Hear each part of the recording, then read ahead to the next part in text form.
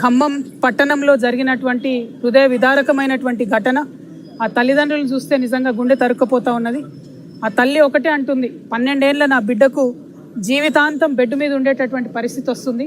ఈ పరిస్థితికి కారణమైనటువంటి వ్యక్తిని ఉరిదీయమని మాత్రమే ఆ తల్లి అడుగుతూ ఉన్నది. నేను ప్రభుత్వాన్ని డిమాండ్ చేస్తూ ఉన్నాను. ప్రభుత్వానికి సంబంధించినటువంటి పెద్దలే మధ్యవర్తిత్వం చేసేటటువంటి ప్రయత్నం చేస్తున్నారట. కేసు వాపసు తీసుకోమని చెప్తున్నారట. అటువంటి దుర్మార్గుని మాత్రం ఎట్టి పరిస్థితుల్లో క్షమించొద్దండి. ఎటువంటి రాజకీయ జోక్యం లేకుండా కఠినాతి కఠినమైన శిక్షలు పడే విధంగా ప్రభుత్వం తరఫున ఉన్న లాయర్లు వాదించాలి.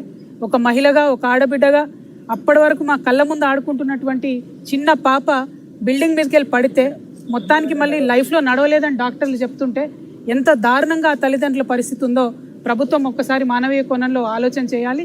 ఖచ్చితంగా ఆ పాపకి బయటకు వచ్చిన తర్వాత కూడా సేఫ్టీ ఇవ్వాలి. ఎందుకంటే ఇటువంటి ఎన్ని కేసులు మనం చూసినాము.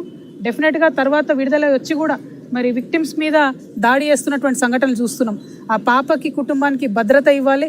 ఖచ్చితంగా ఆ పాపకి మీరు ఒక్కసారి డిపాజిట్ చేస్తారా డబ్బులు, లేకపోతే నెలకు ఏదైనా స్పెషల్ పెన్షన్ కింద నెలకు ఒక 50,000 రూపీస్ ఆ అమ్మాయికి పెన్షన్ వచ్చేటట్టుగా ప్రభుత్వం ప్రయత్నం చేయాలి.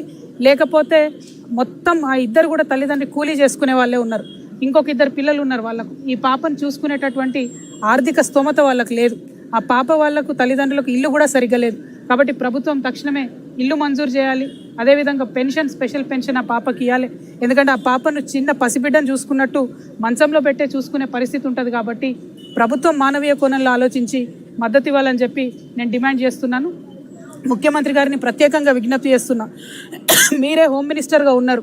రోజుకు 5 మంది ఆడపిల్లల మీద, చిన్న పిల్లల మీద, మైనర్స్ మీద ఇటువంటి అఘాయిత్యాలు జరుగుతున్నాయి. పోక్సో కేసులు అవుతూ ఉన్నాయి. కఠినమైన చర్యలు తీసుకోండి దయచేసి. రాజకీయ జోక్యం లేకుండా ఈ పోక్సో కేసుల మీద ప్రత్యేకంగా ముఖ్యమంత్రి గారు రివ్యూ చేసి మహిళా లోకానికి అంతటి కూడా భరోసా ఇవ్వాలని చెప్పి డిమాండ్ చేస్తున్నాను. Thank you. జై తెలంగాణ. జై తెలంగాణ.